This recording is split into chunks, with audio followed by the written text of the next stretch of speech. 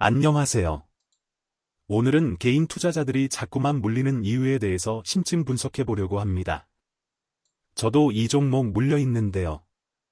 제가 분석한 내용에 대해 같이 들으시면 유용할 것 같아서 올립니다. 먼저 개인들이 자꾸 물리는 이유는 추세가 하락 중인 종목을 사기 때문입니다. 그러면 왜 추세가 하락 중인 종목을 자꾸 살까요? 그 이유는 저점을 잡으려고 하는 심리 때문입니다. 그리고 왜 이런 심리를 갖게 됐냐 하면 우리는 예전부터 이런 교육을 받았어요. 그래서 싸게 사서 비싸게 팔아라, 어떻게 보면 너무 당연한 말이죠. 한동안 한 번도 의심을 품어본 적이 없는 것 같아요. 특히 사례로 워렌 버핏의 얘기를 들려주죠. 그렇다 보니 많은 개인 투자자들은 저점에 사서 비싸게 팔아야만 된다고 자꾸 생각을 하게 되는 겁니다. 그러니까 주가가 어느 정도 떨어지면 저점이다 하고 가서 들어가는 거죠. 이 추세가 하락 중에도 불구하고 말이죠. 그래도 땡땡땡 같은 기업이 더 떨어지겠어? 가치 투자다 하고 들어가는 겁니다. 근데 저점이라고 생각해서 샀는데 계속 내려가는 것을 경험하게 됩니다. 일단 주가가 어느 정도 일정 수준 이하로 내려가면 그때부턴 손절하기도 어려워지죠. 그렇죠. 왜? 아까워서요. 이게 첫 번째 원인이고요.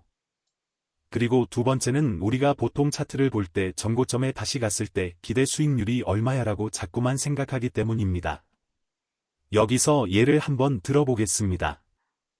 LG생활건강을 한번 볼까요? LG생활건강의 월봉 차트입니다. 주가가 꾸준히 상승을 하고 최고점이 180만 원까지 갔었어요. 그러니까 대충 이 지점에서 지지를 받겠구나라고 해서 사면 우리는 위로 올라갈 걸 기대하는 거죠. 그럼 여기서 다시 전고점까지 갔을 때 수익률이 어느 정도냐 하면 약 80%의 수익을 달성할 수 있습니다. 그러니까 120선에 닿았을 때 사서 주가가 다시 전고점까지 가면 우리는 80%의 수익을 거둘 수 있는 거예요. 굉장히 매력적이죠. 혹하죠. 그러니까 우리는 여기 120선 닿았으니까 여기서 지지받을 거야, 그리고 다시 전고점까지 가면 80%를 먹을 수 있겠네라는 심리가 제일 큰 겁니다. 하지만 실제로는 어떻게 됐죠? 여기서부터 샀으면 마이너스 68%의 수익률이라는 결과를 가져오고요. 여기서 재미있는 것은 전고점에 물린 사람도 마이너스 80%라는 점입니다.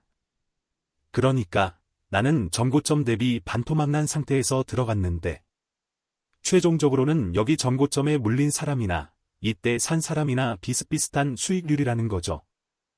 두 번째는 이때가 22년 1월입니다. 지금 거의 3년이 다 돼갔죠. 3년이라는 시간 낭비적 효과가 같이 생겨나게 됩니다. 즉 금전과 시간 모두 낭비하게 되는 결과입니다.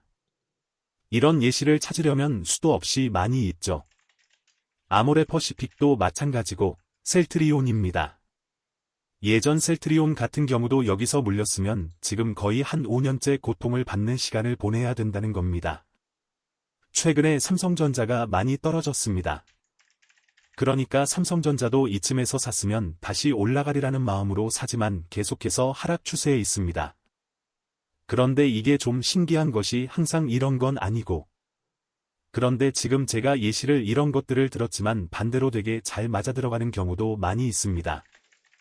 그게 자꾸만 이런 시도를 하게 되는 이유예요. 예를 들면 삼성전자를 이 지점에 샀으면 아까 LG생활건강처럼 다시 내려갈 수도 있지만 이렇게 다시 올라갈 수도 있거든요. 그 미래를 알 수가 없기 때문에 또 맞아들어가는 경우가 있기 때문에 도박성 심리까지 더해져서 자꾸 이런 식으로 들어가는 게 있습니다. 그러면 이제 이런 질문이 있을 수 있을 것 같습니다. 해야 될까요? 왜냐하면 올라가는 주식은 계속 올라가려는 경향이 있기 때문에 저점에 샀을 때보다는 수익률이 낮지만 그게 사실 뭐가 중요합니까? 돈을 버는 게 중요하지 그렇지 않을까요? 그럼 우리는 두 가지를 고민해봐야 됩니다. 싸게 사서 비싸게 파는 방법과 비싸게 사서 더 비싸게 파는 방법을 고려해야 되겠죠. 싸게 사서 비싸게 파는 방법을 소위 말해 저점 매수, 가치 투자라고 하죠. 그리고 밑에 거를 추세 추종, 돌파 매매라고 하고요. 이 두 가지의 장단점을 비교해 보겠습니다. 먼저 확률적 측면을 봐야 되고요.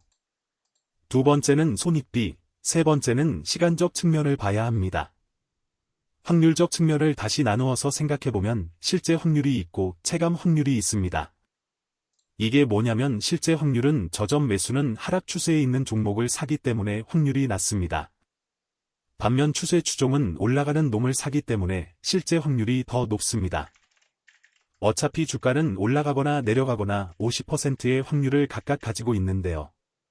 이동평균선이나 아니면 모멘텀을 고려했을 때 실제로는 50 나기보다는 49%, 51% 이런 식으로 생각을 해야 되는데 실제 확률은 모멘텀이 더 높습니다.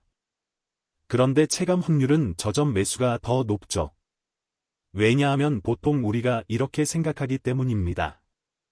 이런 기업이 이 정도 가격까지 내려왔어.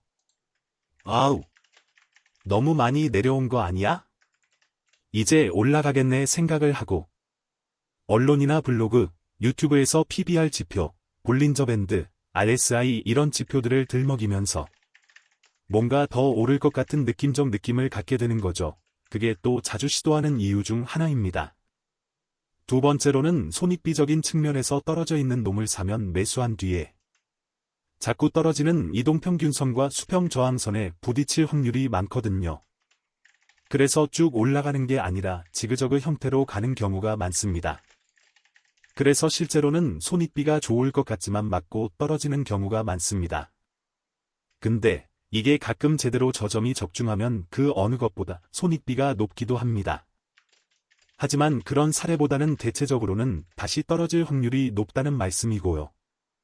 모멘텀은 올라가는 주식을 사서 손익비가 낮을 것 같지만 실제로 올라가는 놈이 계속 가는 경향이 있기 때문에 실제 매매를 해보면 도리어 손익비도 모멘텀이 높은 경우가 많습니다. 그리고 더 중요한 건 시간적인 문제인데요. 저점 매수에 사는 건 좋지만 이게 언제 다시 반등을 할지 알 수가 없다는 거예요. 결국 반등을 하려면 수급이 들어와야 되는데 이 수급이라는 게 언제 들어올지를 모른다는 것이 가장 큰 단점입니다. 그러니까 돈이 여기에 계속 묶여 있어야 해요. 반면 모멘텀은 이미 돈이 들어온 걸 확인하고 들어가기 때문에 손절하더라도 시간 낭비는 하지 않는다는 굉장히 유리한 장점이 있습니다. 굉장히 큰 이점입니다. 그래서 이런 전체적인 요소를 고려했을 때 저점 매수를 자꾸 시도하는 것보다는 추세 추종으로 가는 게 굉장히 유리하죠. 마지막으로는 심리장벽의 차이입니다. 가장 중요한 부분이기 때문에 영상을 나누어 따로 올리겠습니다.